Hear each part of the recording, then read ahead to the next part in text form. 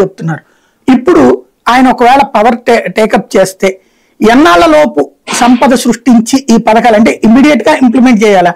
ఖర్చు పరంగా చూస్తే దాదాపుగా 85,000 కోట్ల నుంచి 1,00,000 కోట్లు అవుతాయి ఈ సంక్షేమ పథకాలన్నీ అమలు చేస్తే. 1,500 రూపాయలు బస్సుల్లో ఫ్రీ, అట్లాగే వాళ్ళకి ఇచ్చేటటువంటి ఇతరత్రాన్ని కలిపితే ఒక 80,000 నుంచి 1,00,000 కోట్ల రూపాయల దాకా అవుతుంది. అది ఎన్నేళ్లలో సంపద సృష్టించగలుగుతారని నమ్ముతున్నారు మీరు బాబు గారిని? ఇప్పుడు చంద్రబాబు నాయుడు గారు ఆది నుంచి నా యొక్క యోచన ప్రకారం రైట్ ఫ్రమ్ ది బిగినింగ్ వారు ఆంధ్రప్రదేశ్ రాష్ట్ర భౌగోళిక పరిస్థితుల ఆధారంగా సంపద సృష్టించడానికి ఆంధ్రప్రదేశ్ వ్యవసాయ ఆధారం.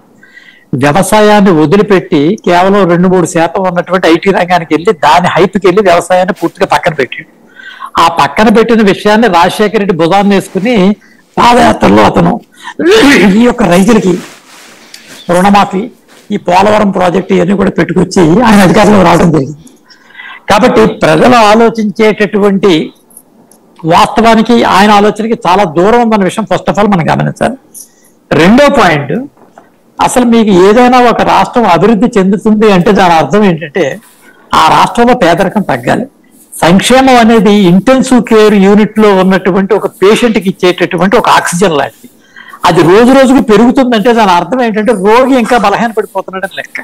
ఈ రాష్ట్రంలో సంక్షేమం పెరుగుతుందంటే దరిద్రం పెరిగిపోతున్నట్టు లెక్క.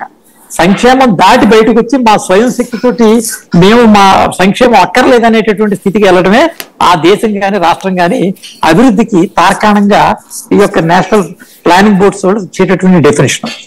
కానీ ఇక్కడ జరుగుతున్నటువంటి పరిస్థితి ఏంటంటే వ్యక్తులకు ఉన్నటువంటి వ్యక్తిగతమైనటువంటి ఆర్థిక పరిస్థితిని సమకూర్చేటటువంటి భాగంలో వాళ్ళ యొక్క బాధ్యతను గణనీయంగా తగ్గించి ఆత్మాభిమానాన్ని కొదవబెట్టి వితరణతోటి వెళ్ళేటటువంటి యోచన చేసేటమైనది అన్నిటికంటే దురదృష్టకరమైనటువంటి విషయం.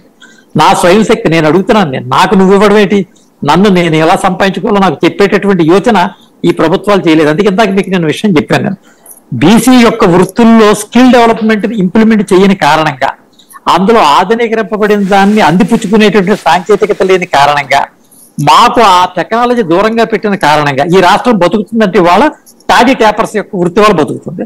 30,000 కోట్ల రూపాయల ఆదాయం కేవలం మీకు బ్రాందీ మీద వస్తుందంటే ఈ వాస్తవంగా దీని పేటెంట్ రేట్స్ ఎవరికి? గీత కార్మికులకి. ఈ రాష్ట్రంలో మత్స్య సంపద భారతదేశానికి వెళ్ళేటటువంటి అత్యధికమైనటువంటి ఫారెన్ ట్రేడ్ దేని మీద వెళ్తుంది? ఆక్వారంగం. ఆ ఆక్వారంగాన్ని ఎవరు చెందింది? మత్స్యకారులది. వేవర్స్, టెక్స్టైల్స్, ఇవన్నీ కూడా డెఫినేషన్ వస్తాయి. కానీ దీని యొక్క యోచనను పరిగణలోకి తీసుకోకుండా ఇప్పుడు వారు డెవలప్ చేస్తారు. మీరు అడిగిన ప్రశ్న ఏంటంటే సంపద సృష్టించడానికి ఎంత టైం పడుతుంది? ఎలా పడుతుంది అంటే చిన్న చిన్న ప్రాజెక్టులు, ఇప్పుడు నిన్న కాక ఇప్పుడు ఈ రోజు అనుకుంటా ఆయన వెలుగొండ ప్రాజెక్టు వెలుగొండ ఈ రోజు ఓపెన్ చేశారు. ఈ ఓపెన్ చేయటం వల్ల అక్కడ సుమారు ఒక 2-3 లక్షల ఎకరాలు దాని స్థిరీకరణ వచ్చేటటువంటి పరిస్థితి ఉంది. ఆ ప్రాంతంలో అభివృద్ధి చెందే పరిస్థితి ఉంది. దీనికి రైతుల ఆదాయం ఏ రకంగా అయితే భూసార పరీక్షలు చేసి ఆ భూమిలో ఏ ఉత్పత్తులు అయితే పండుతాయో దాన్ని చూసి రీసెర్చ్ అండ్ అనాలిసిస్ అనుసంధానం చేసి ఎక్కడ ఈ భూమి ఏ పంట పండుద్దో, ఏ ఏ రాష్ట్రాల్లో దీని యొక్క అవకాశం ఉంటుందో, మనకు వచ్చే దిగుమతులు ఏంటి, మన నుంచి వెళ్ళే ఎగుమతులు ఏంటి, అసలు ఇటువంటి స్టడీ ఏమీ చేయకుండా గుడ్డిగా నేను పెంచుదో నా అనుభవం ఉంది, నీ అనుభవం ఉందంటే నీ అనుభవం దేనికి? నీ అనుభవం అంటే ఒక జిల్లాను ఒక యూనిట్ గా తీసుకుని ఈ రాష్ట్రంలో మనం పండించే వరి ఉంది, మనం తింటానికి పనిచేస్తుంది అంటే